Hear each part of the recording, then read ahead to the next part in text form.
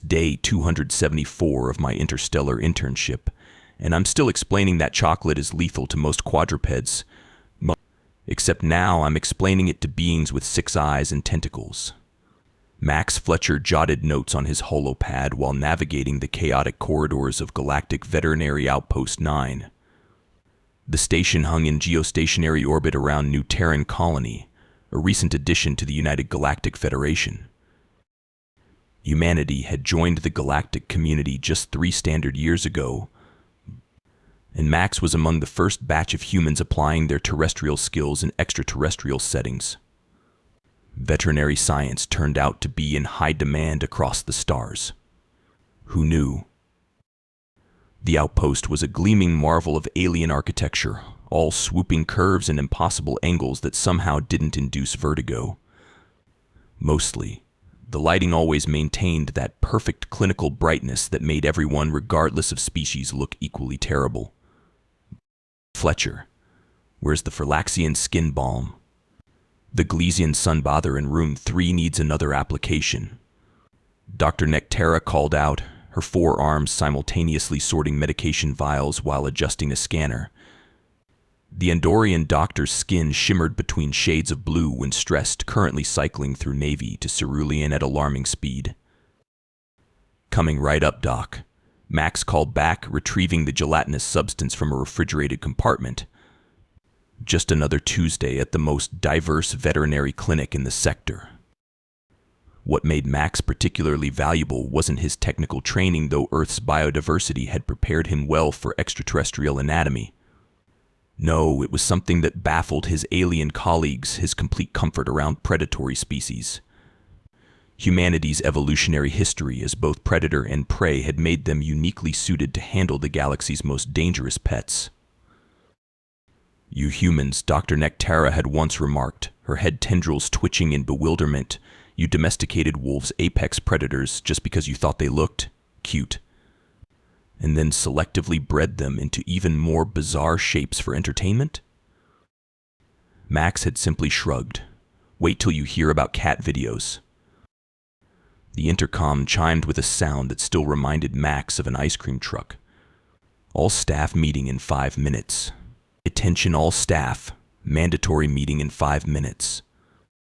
Max sighed, wondering what new protocol they'd implement this week.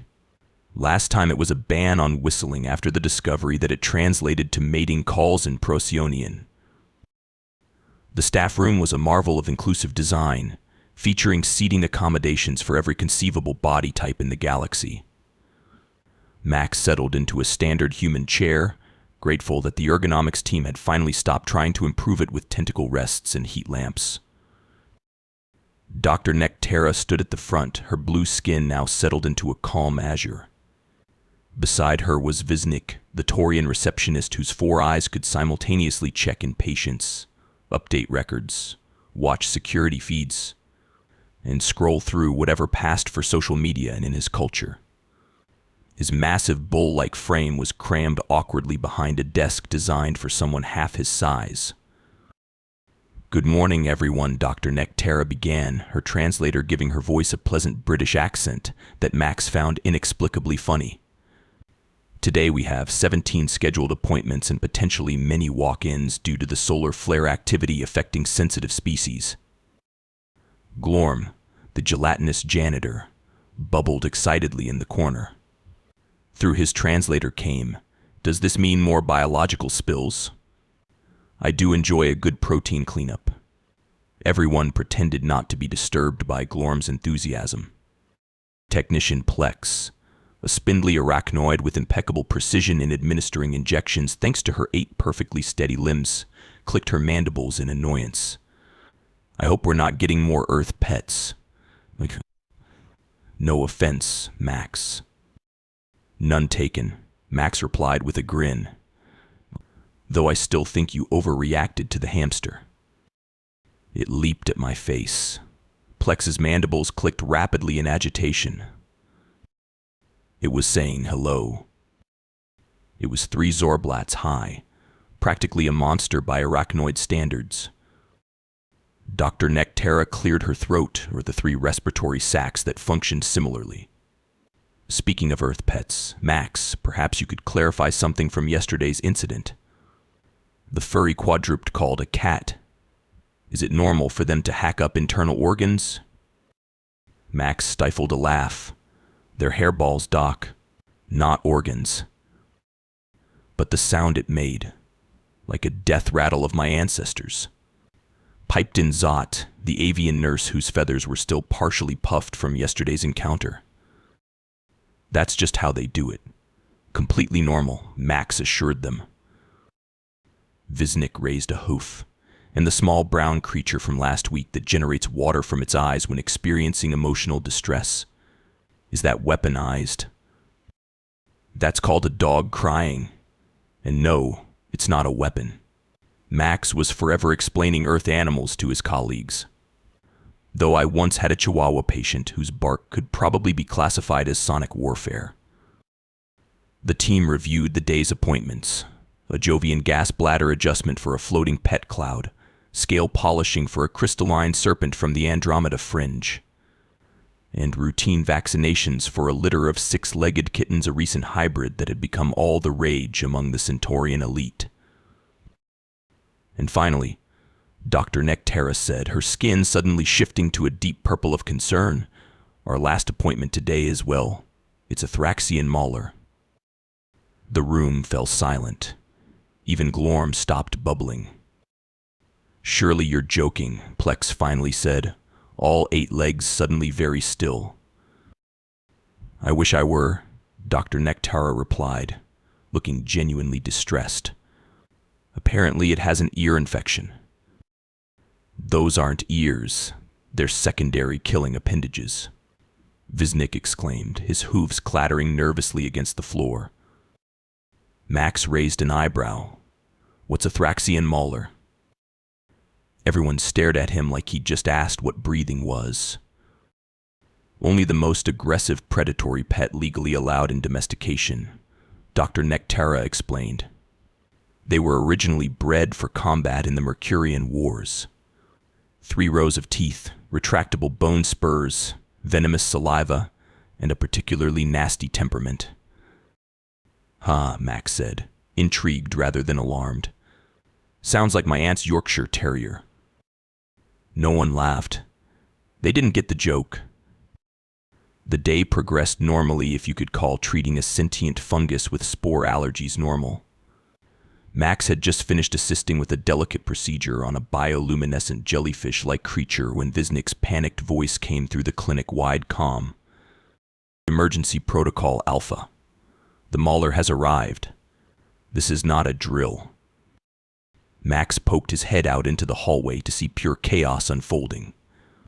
Viznik had abandoned his reception desk and was halfway up a support column. Plex had disappeared entirely, though a slight trembling from inside a supply cabinet betrayed her location.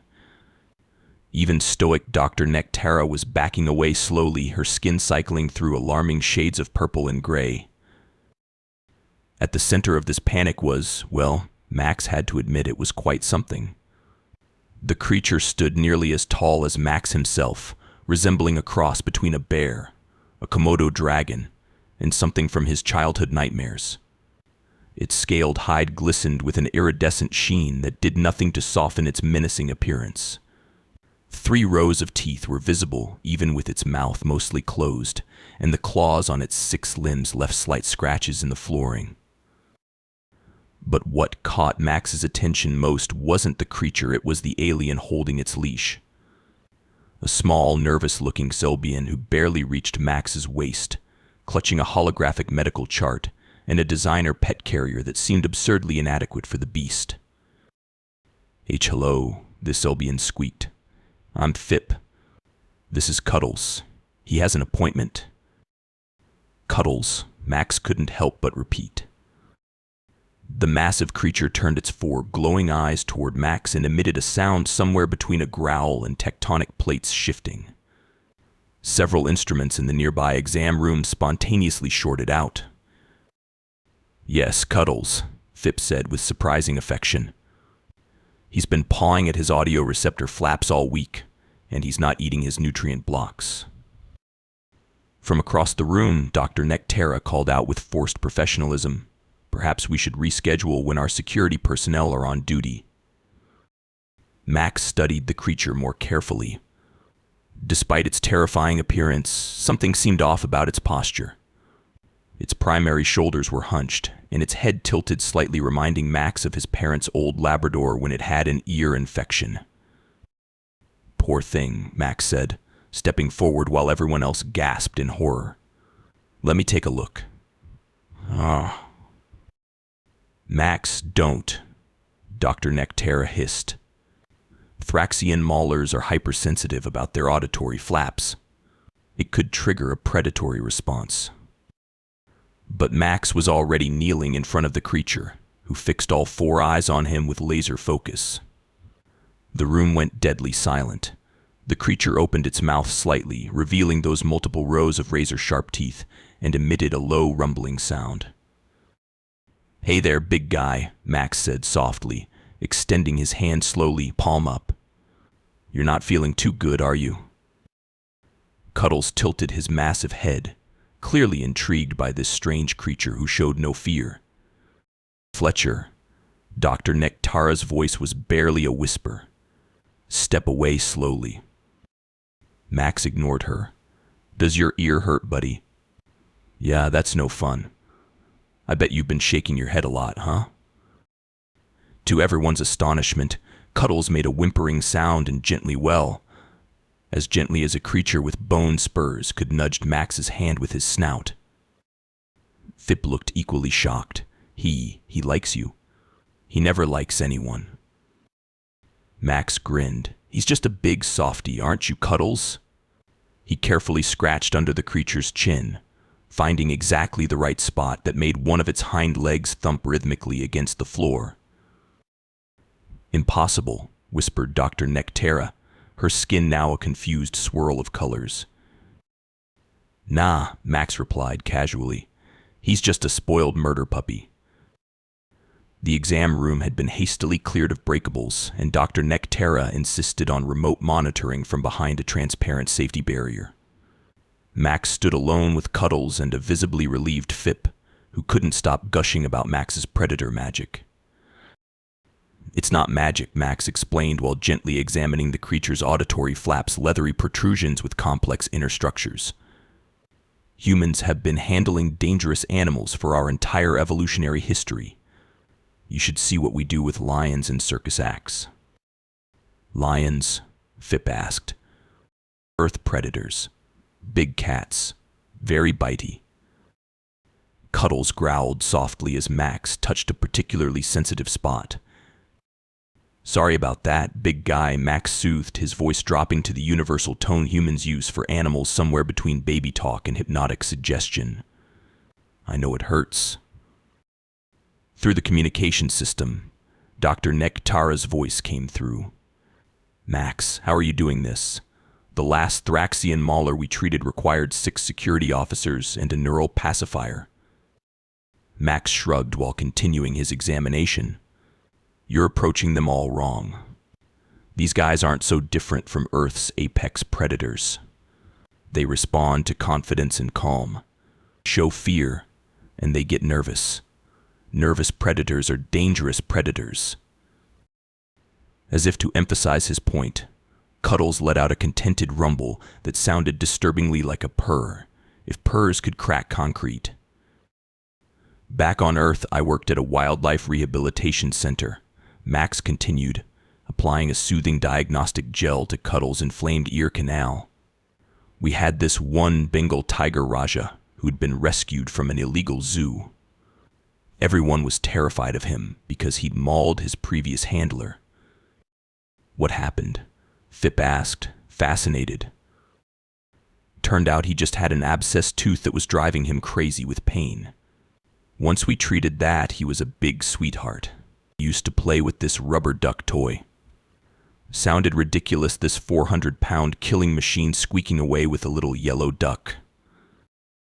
Cuddles suddenly shifted, making everyone except Max flinch. The creature simply wanted to rest his massive head on Max's lap, nearly knocking him over in the process. "See?" They're just like oversized house cats. Drama queens who want attention and hate being uncomfortable. Max scratched behind the auditory flaps, careful to avoid the sensitive areas. I'm pretty sure this is just a bacterial infection, common in most species with enclosed ear canals. Dr. Nectara's voice came through again, academic curiosity overcoming her fear. How can you be so sure? The discharge has that particular greenish tint, and he's favoring his right side. Plus, see how he closes his eyes when I scratch this specific spot. Classic sign of relief from ear pressure. Max remembered his first encounter with a truly dangerous animal, a black bear that had wandered into the rehabilitation center after being injured by a vehicle. Everyone had panicked except for Doctor Ramirez, his mentor, who had calmly sedated and treated the animal while explaining to Max, "They're more afraid of us than we are of them. Remember that, and you'll never go wrong." Looking at Cuddle's now fearsome reputation aside, Max saw the same thing he'd seen in that bear, a creature in pain, seeking relief. "All right, big guy," Max said, reaching for the treatment kit Dr. Nectara had prepared. "This might feel a little cold." "Hold still just a moment longer," Max murmured as he carefully administered the antibiotic solution into Cuddle's ear canal. The massive creature let out a sound somewhere between a pleased rumble and a distant avalanche. Dr. Nectara had finally emerged from behind the safety barrier, her scientific curiosity overwhelming her survival instincts. She watched in fascination as Max handled the fearsome beast with the casualness of someone petting a hamster. The antibiotic should clear up the infection within a day or two, Max explained to Phipp. "You'll need to administer these drops twice daily, once in the morning and once before sleep cycle." "But how?" Phipp looked at the medication doubtfully. "He doesn't let me anywhere near his auditory receptors." Max demonstrated the technique again. "See? You approach from the side where he can see you, speak soothingly, and..." Cuddles suddenly jerked his massive head, jaws snapping mere centimeters from Max's arm. Everyone gasped except Max, who barely blinked. "No," he said firmly, making direct eye contact with the creature. "We don't do that." To everyone's astonishment, Cuddles actually looked chastised. The beast lowered its head and made a soft whining sound. "That's better," Max said, returning to a gentler tone and offering a treat from his pocket, specially formulated protein cubes that Dr. Nectara had suggested. "Good boy." "Remarkable," Dr. Nectara whispered, her skin cycling to an impressed turquoise. "I've never seen anyone handle a mauler like this. Most practitioners require full exo armor and neural suppressants." Max chuckled. "You're overthinking it. These creatures are smart, they can sense fear and tension. The more nervous you act, the more they think something's wrong. But they're literally designed for combat," Dr. Nectara countered. "Their aggression indicators are off the charts." "So are Chihuahuas, relatively speaking," Max quipped. "Doesn't stop little old ladies from carrying them in purses." Cuddles had now rolled onto his back. All 6 limbs sprawled as Max found the perfect scratching spot on his armored belly. "Who's a good murder puppy?" "You are." Max cooed in that universal pet voice that transcended species. The massive predator's eyes closed in bliss, one back leg thumping rhythmically against the exam table, causing small items to vibrate across the room. Phipp watched in wonder. "In 3 years, I've never seen him this docile." "That's because you've been treating him like he's made of nitroglycerin," Max explained. "He picks up on that stress. Try speaking to him the way I do." After some coaching, Phipp attempted the same soothing tone, tentatively reaching out to scratch under Cuddle's chin. The creature's response was immediate, a contented rumble that made the lights flicker. "I don't believe it," Plex whispered from the doorway, where several staff members had gathered to witness the impossible. "You'll need to clean his ears daily with this solution. Max continued professionally, handing Fip a bottle of clear liquid. And these treats contain the oral antibiotics. 2 per day should do it. By now, Cuddles had become so relaxed he was nearly oozing off the examination table, 4 eyes half closed in contentment. And one more thing, Max added with a grin, reaching into his pocket. I picked this up from the Earth Pet Supplies section. He pulled out a small squeaky toy shaped like a miniature Galactic Federation diplomatic vessel. The moment he squeezed it, producing an undignified squeak, Cuddles' head shot up, all 4 eyes focused with laser precision on the toy. Want it? Want the spaceship? Max teased, giving it another squeak. Cuddles' whole body vibrated with excitement, his predatory instincts now channeled into play rather than aggression. Max tossed the toy, and the fearsome Thraxian Mauler terror of 3-star systems bounded after it with all the dignity of a Labrador retriever chasing a tennis ball, and nearly knocking over an expensive scanner in the process. He's playing, Dr. Nectara said in disbelief. Just like I said, spoiled murder puppy. Word travels fast in a space station, and by the end of the week, Max couldn't walk through the corridors without being stopped by curious aliens wanting to know about his predator whispering abilities. The story of the human who tamed a Thraxian Mauler with nothing but a calm voice and scratches had spread faster than a Mercurian virus. I don't understand why everyone's making such a big deal about this, Max complained to Dr. Nectara as they shared a break in the staff room. It's just basic animal handling. Dr. Nectara's skin had settled into a thoughtful shade of violet. You must understand, Max, most species in the Federation evolved either as dedicated predators or prey. Very few walked the line between both as humans did. Your species' ability to both hunt and be hunted gave you a unique perspective. Plus, added Visnik, who was still keeping a respectful distance from Max, as if he might suddenly produce another dangerous creature from his pocket. Well, your planet's biodiversity is unprecedented. You evolved alongside thousands of predatory species without developing appropriate fear responses. We developed plenty of fear responses, Max corrected. We just also developed curiosity that sometimes overrides them. Probably explains half of human history. The clinic's reputation had soared. Suddenly they were the go-to facility for difficult predatory cases. Max found himself booked solid with appointments featuring creatures that made even seasoned alien veterinarians weak in their various knee equivalents. Fip and Cuddles had returned for a follow-up visit, with the Thraxian Mauler practically dragging his owner through the door in excitement when he spotted Max. The infection had cleared completely, and Cuddles presented Max with the thoroughly mangled remains of the squeaky spacecraft toy, clearly hoping for a replacement. You've given the Federation something to think about, Dr. Nectara told Max one evening as they were closing up.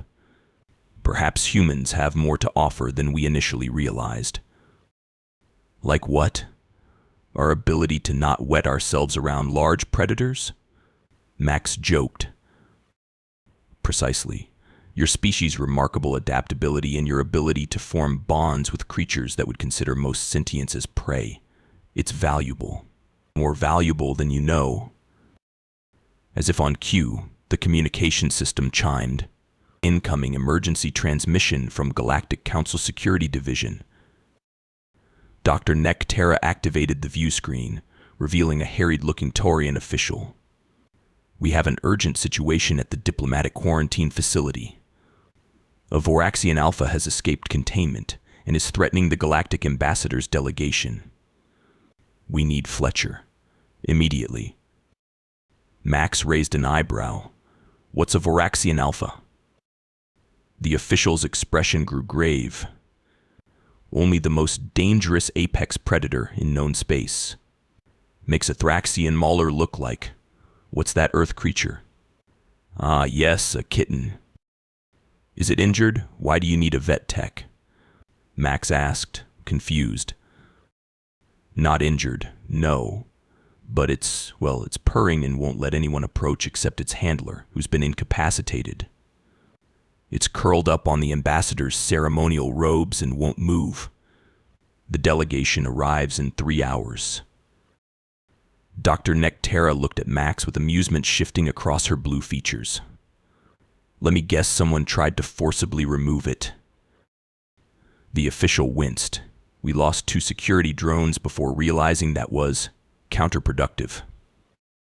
Max sighed and grabbed his med kit. Let me guess everyone's treating it like it's about to explode. It is about to explode. It's a Voraxian Alpha. It's probably just looking for a warm spot to nap, Max muttered, heading for the door. I'll need treats. Something with protein. And maybe a toy. As he left, he heard Dr. Nectara explaining to the bewildered official, "Don't worry. He's a human. They're surprisingly good with dangerous creatures." Max smiled to himself. Humanity's place in the galaxy was still being defined, but apparently glorified space zookeepers was now on the list.